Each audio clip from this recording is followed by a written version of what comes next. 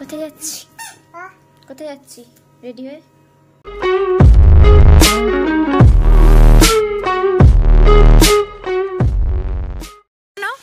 কি হয়েছে? কাঁদছো কেন?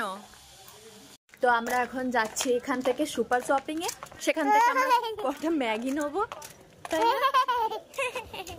আমার বাড়ি থেকে সুপার শপিং এর রাস্তাটা 2 মিনিটেরও হাঁটা নয়, কিন্তু যেহেতু জয়াকে নিয়ে যাই তাই হাঁটাটা পসিবল হয় না। ওইটুকুও টোটোতে আমি চলে যাই।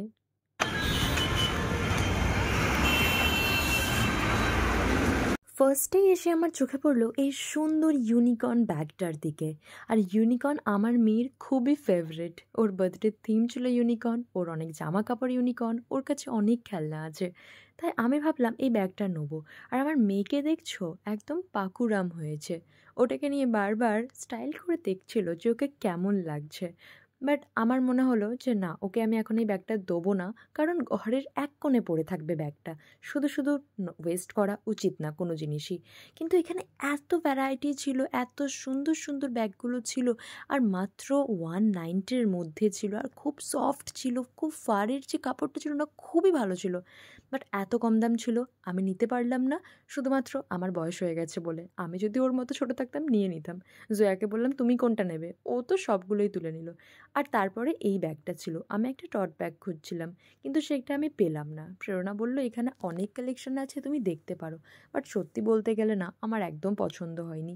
আমি ব্যাগের দিক থেকে খুবই চুজি, আমার একদম যেগুলো পছন্দ হয় না আমি নিই না। তারপরে জয়া এখানে কাঁদতে শুরু করে দিল।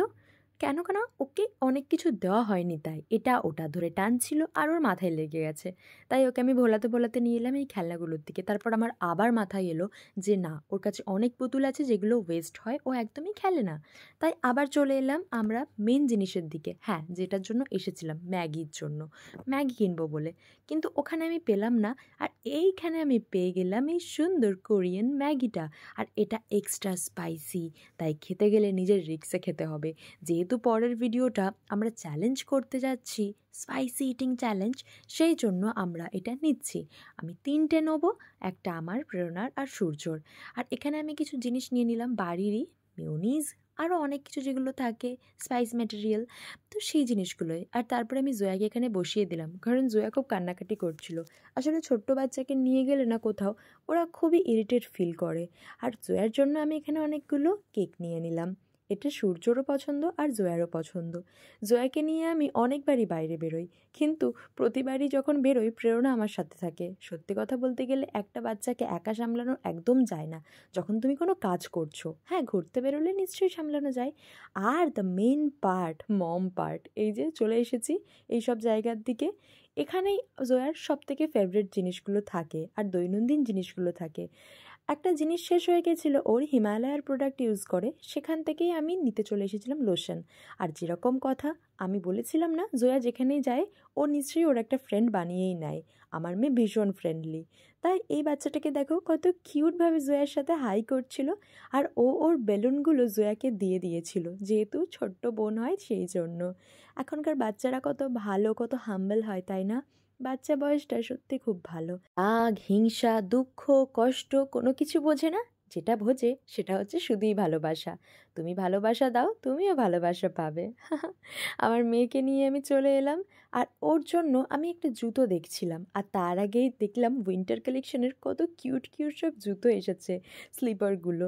আমি দেখলাম, কিন্তু দামটা একটু বেশি ছিল তাই নিলাম না, কারণ যেটা আমি কম দামে পাবো বেশি দামে কেন নেবো। তারপর চলে এলাম এখানে, কিন্তু জয়ার পায়ে একটাও হচ্ছিল না, ফিট আসছিলই না। ওর পা তো এখনও অনেক ছোট, তাই একদম পসিবল হচ্ছিল না। তাই আমি আবার সেকেন্ড টাইম ট্রাই করব। দাদাকে বললাম অনেকবার যে একটু দেখো ওর পায়ে কোনটা হয় কোনটা হয়, কিন্তু দাদা সত্যি অনেক হেল্পফুল ছিল। চারিদিক থেকে দেখেও বের করতে পারলো না জয়ার জন্য। বলল দিদি তুমি আরেকটুও বড় হলে এসো। তারপরে বিলিং কাউন্টারে গেলাম। জয়া যেখানেই যায় সেখানেই সবাই স্মাইল করতে থাকে, কারণ আমার মেয়েটা সারাক্ষণ সবাইকে দেখে স্মাইল করে আর পাকু পাকু রিয়াকশন দেয়। এখানে আমি বিলিংটা করিয়ে নিচ্ছিলাম। আর আমি ভয়েস রেকর্ড এই জন্য করছি কারণ খুব গান হচ্ছিল শপিং মলে। আর জয়ার ফেভারিট এই ক্যাডবেরিটা খেতে শুরু করে দিয়েছি। তোমাকে কিচ্ছু দেবে না। তোমার হাতে কি আছে দেখাও। হাতে কি ওটা? কেক তো? এত খেতে পাচ্ছিল, আমরা এসেই খেতে শুরু করে দিয়েছি। অনলি মাম্মামের, ঠিক আছে? হ্যাঁ।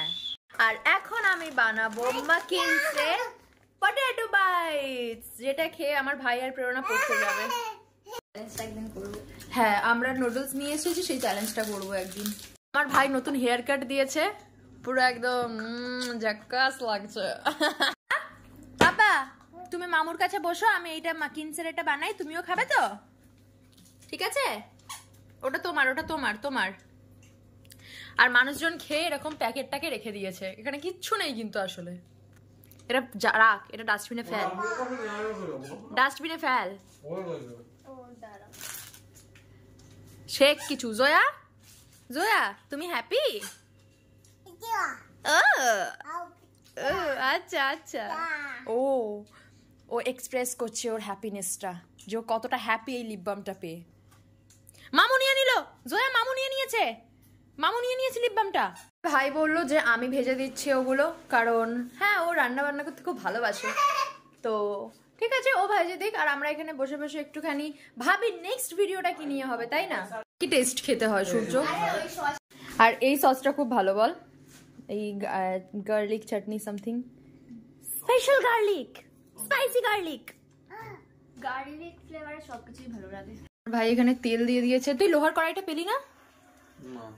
আমরা নেক্সট ভিডিও যেটা বানাবো সেটা আমরা বানাতে চলেছি স্পাইসি নুডলস চ্যালেঞ্জ, মানে সেটা অনেক অনেক অনেক স্পাইসি হবে।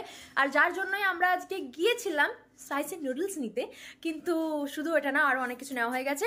আর এখন আমরা যেটা করছি সেটা হচ্ছে আমরা ভেজে ওটা খাবো, তাই নেক্সট ভিডিওতে আমরা ওটা বানাবো। তুমি কি খাবে? কি খাবে?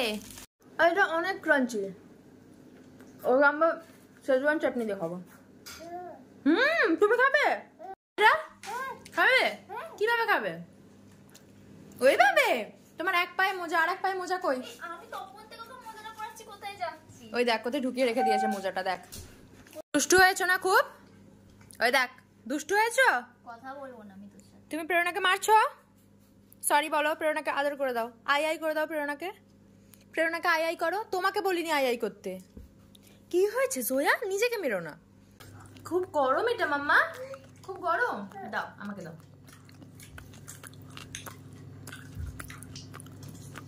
অনেক গরম, তুমি খাবে? আমি ফুটিয়ে দেবো? এনা, কোনটা খাবে? কোনটা? ওটাকে দাও না, আমাকে দাও।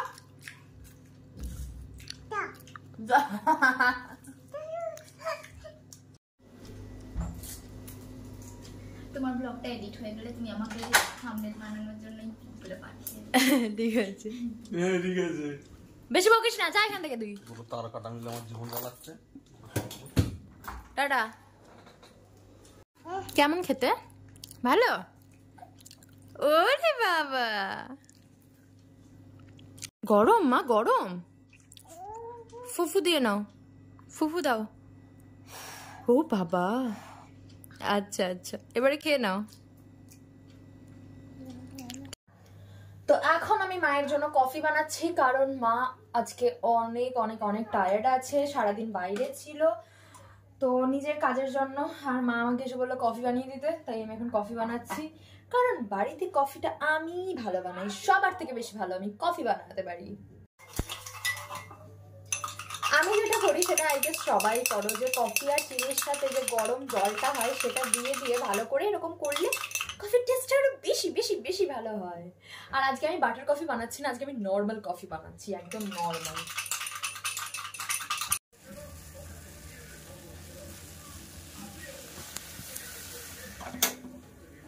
চলো টাটা, আজকের মতো এখানেই ব্লগটা শেষ হচ্ছে। Bye bye, tata.